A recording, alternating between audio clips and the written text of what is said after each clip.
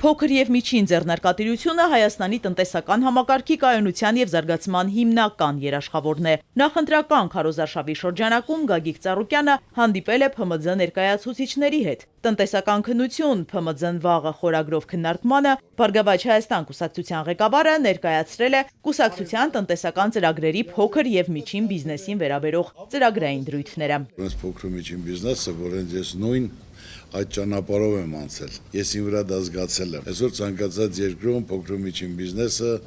դա պետության ողնաշարն է։ Փոքր ու միջին բիզնեսին պետք է արտոնություն տան, հնարավորություն տան, պայմաններ ստեղծեն։ Օրենքներն ու կարգերը այնպես է, որ այս ծիլերը միանգամից տեղում չորանում են։ Խոշորները միշտ փոքրերին ուտում են։ Այլ հակառակը պետք է հնարավորություն ու պայման լինի եւ պետություն աջակցի փոքրին եւ իհարկե խոշորները աջակցեն։ Պետք է մոտեցումը ճիշտ լինի, արդարացի լինի, ասում եմ ես այդ նույն ճանապարհը, որ իմ համար երազանք էր եղել 3000 ռուբլին, որ կարողանա ես գործը սկսեի պարտքով վերցնելով ու աշխատելով, կազմակերպելով 3000-ը դարավ 100,000, 100,000-ը նորից դրեցինք 4 հատ բացեցի սնկի աճեցմանը ջերմոցային բաններ, դրանից արդեն ասենք կալգոտկայի օղու կոճկի արտադրություն, դրանից հետո արդեն գործաներ վերցեցինք։ Առաջարկ Հայաստանին ծրագիրը ՓՄԶ ոլորտի համար առաջարկում է հարկային և արմատական արտոնություններ և վարկային բեռի կտրուկ թեթևացում։ Գագիկ Ծառուկյանի խոսքով սկսնակ ձեռներեցների համար պետք է բարենպաստ պայմաններ ստեղծվեն, որպեսզի առաջին իսկ տարում բիզնեսը չփակվի։ Իր օրինակով ու գործունեությամբ է ներկայացնում, որ միշտ կանգնած է եղել ձեռներեցների կողքին։ Ես որ առիջ մոլի փոքր ու միջին բիզնեսը չուկա կազմակերպել էի, ես ասենք փոքր ու միջին բիզնեսի ներկայացուցիչ լինելով հասկացել եմ։ Ես իրենց 1 տարի ժամանակ ասեմ սա թույլ եմ տալի անվճար, վարձ չվճարեք։ 1 տարի ձեր համար կայացեք, մինչև շուկա ձեռք բերեք, կարողանաք ձեր վարկերը, պարտքերը, թեթևակի օքսերը հոգաք։ 1 տարի աշխատելուց հետո մարդիկ դիմել են ասելով պարոն Ծառուկյան, որ մենք լավ ենք դում, թեթևացի հոգսներից թեթևացելա կլինի, 1 տարի էլ երկարացնենք։ Ասեմ 2 տարի էլ երկարացրեք։ Գնացեք դες լավ զգացեք։ Հայաստանի տնտեսական վերածնունդը հնարավոր է մեգանախագծերի և զբոսաշրջության զարգացման ճանապարհով։ Սա այն առանցքն է, որի շուրջ Գագիկ Ծառուկյանը կառուցում է երկրի տնտեսական առաջընթացի իր տեսլականը։ Այսօր մեր երկրում անհրաժեշտ է 2-3 խոշոր ներդրումային ծրագիր։ Ամենակարևորը պետք է туриզմը զարգանա։ Ոսկու հանք չունեք, բրիլիանտի չունեք, բայց իրական ոսկին դուք չեք օգտագործում, туриզմը զարգացեք։ Մտածել եմ, որ Հիսուսի արձանը կառուցեմ, գոնե իմ աշխարհի հայությունը, ես նույնպես, որ ասենք մենք աշխարհի առաջի քրիստոնյա ազնենք։ Գոնե այդ մի բան ասենք։ Ու այսօր Աստծո կամոք այնքան հաջող ստացվում է,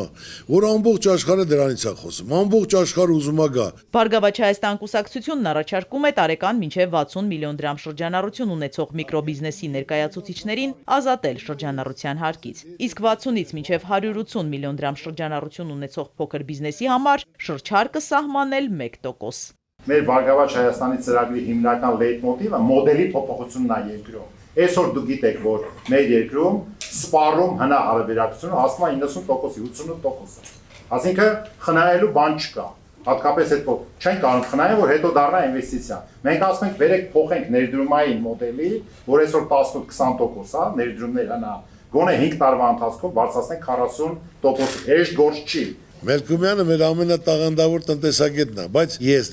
մենակ մի օկու վրա չեմ հիմնվում, ասեմ։ Փոքր ձեռնարկատերերին պետք չէ նեղացնել, հակառակը, պետական ծրագրերով է հարկավոր հոգ տանել նրանց մասին։ Քո քաղաքացու բնակչին պետք է շանս տաս, չխեղդես, հնարավորություն տաս։ Ոլորտ չկա չտիրապետեմ, Հարվարդը չեմ ավարտել, բայց իմ հետ ոչ մեկ չի կարա խոսի։ Այսօր դրա սուպերմարկետները հզոր մեծ, փոքրները սաղ մեռնում են։ Եղբայր կարգ պետք է լինի, եկավ ժամը 6-ը խոշորները փակեք։ Գոնե փոքրերը կարողանան աշխատել։ Մարդը պետք է զրոյից կայացած լինի, տեսած լինի, մարդու իրավիճակի մեջ մտնի, քայլ կատարի։ Իսկ այդ մարդիկ էլ գոհ շնորհակալ են, թեթևակի մի փոքրիկ լավ բան անես։ Ոնց որ ընտանիքի հայրը իր երեխեքի անդամների հետ է վերաբերում հավասարաչափ, նույնն էլ պետության իրավունքն է, որ հավասարաչափ բոլորին նայի։ Շատ գնահատում եմ այն մարդկանց, ովքեր իրական անցած ճանապարհով ու փորձով են, դուք է ձեր խոսքում ասեք մանավանդ բիզնեսի մեջ, դուք ունեք ձեր փորձը, որ անցել եք ձեր դժվարությունները եւ այլն։ Փոքր եւ միջին բիզնեսին պետք է ազատել բանկային ռեկետից, ասում է ԲՀԿ ղեկավարը։ Առաջարկում է, որ պետությունը ներում շնորհի մինչև 3 միլիոն դրամ կազմող վարկային պարտավորությունները։ Ունենք 2.450.000 վարկառու։ Ու այսօր մեր բանկային համակարգը լոմբարդային համակարգ է, եղբայր։ Դրանից մենք պետք է խոսենք։ Ծրագիրը տանում ներկայացվեց բանկին վարկ վերցնելու։ Գնահատումը այսօրվա գնով էշենք արժի 100.000, իրական նա կարող է 500.000, բայց այսօրվանով իր սարկածը չէ, վաճառքի գինը արժի 100.000, քեզ տալցա 20.000։ Չկատարեցիր, էլ չի ասում, ես գնահատել եմ 100.000, արք 80 կամ մի քիչ ավելացնում եմ։ Մի անգամից օրգանը կուղարկի տնից կանի, դա տեսբան չի աշխարհով մեկ, որ գնում ես վարկ վերցնելու ծրագիրը ներկայացնում ես, հատուկ մասնագետ են կցում, որ ինքը հենց դրա տոկոսներից է իր աշխատավարձը ստանում։ Ուսումնասիրում է, այս ծրագիրը, որ դու վարկ ես վերցնում, արդարացող է, թե արդարացող չի։ Եթե արդարացող չի, արդյոք բերող չի, պլյուս բերող չի, նրանք գումար չեն տալիս։ Մեր մոտ գնաց տեղում 5 րոպե բեր տուր,